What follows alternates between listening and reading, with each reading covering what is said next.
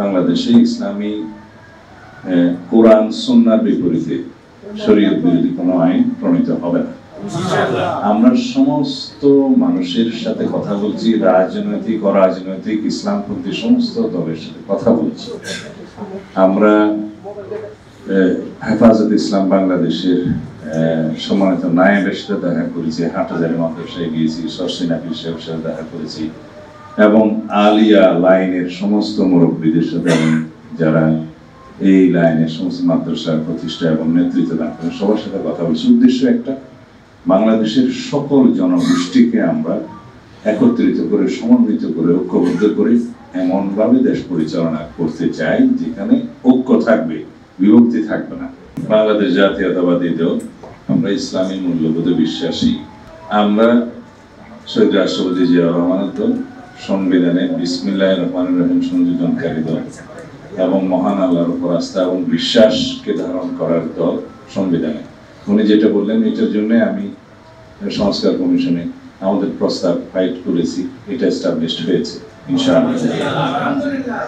দ্বিতীয় হচ্ছে আমরা মাদ্রাসা শিক্ষার সম্প্রসারণ করতে চাই, কিন্তু মাদ্রাসা শিক্ষাঙ্গনকে একটি নির্ধারিত দলীয় রাজনীতির অঙ্গনে পরিণত করতে চাই।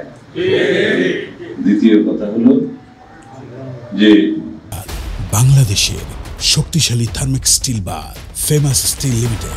বাংলাদেশে ইসলামী কোরআন সুন্নাহর বিপরীতে শরীয়ত বিরোধী কোনো আইন প্রণীত হবে না।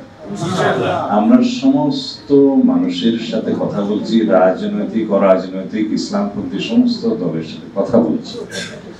আমরা হেফাজত ইসলাম বাংলাদেশের সম্মানিত নায়েবের সাথে দেখা করেছি, হাটহাজারী মাদ্রাসায় গিয়েছি, সরসিনা পীর সাহেবের সাথে দেখা করেছি এবং আলিয়া লাইনের সমস্ত মুরব্বীদের সাথে এবং যারা এই লাইনের সমস্ত মাদ্রাসার প্রতিষ্ঠা এবং নেতৃত্ব দান করেন সবার সাথে কথা বলছি। উদ্দেশ্য একটা, বাংলাদেশের সকল জনগোষ্ঠীকে আমরা একত্রিত করে, সমন্বিত করে, ঐক্যবদ্ধ করে এমনভাবে দেশ পরিচালনা করতে চাই যেখানে ঐক্য থাকবে, বিভক্তি থাকবে না।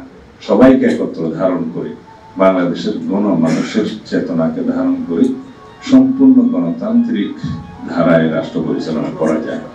সেই জন্যই আমরা রাজনৈতিক মতাদর্শের ঊর্ধ্বে উঠি এবং আদর্শ বিভিন্ন রকমের মতধারার মানুষের সাথে, সকল গোষ্ঠীর সাথে কথা বলছি যাতে সবাইকে নিয়ে বেশিরভাগ বিরোধী জাতীয় ঐক্যটাকে সমুন্নত রাখা যায়, দৃঢ় করা যায় এবং সেইভাবে রাষ্ট্র পরিচালনা করা যায়। বিভক্তি নয়, আমরা ঐক্য চাই। ধন্যবাদ। জাতীয় নেতৃবৃন্দ, বিএনপি জনাব সালাউদ্দিন সাহেব এবং নজরুল ইসলাম খান সাহেব এসেছেন।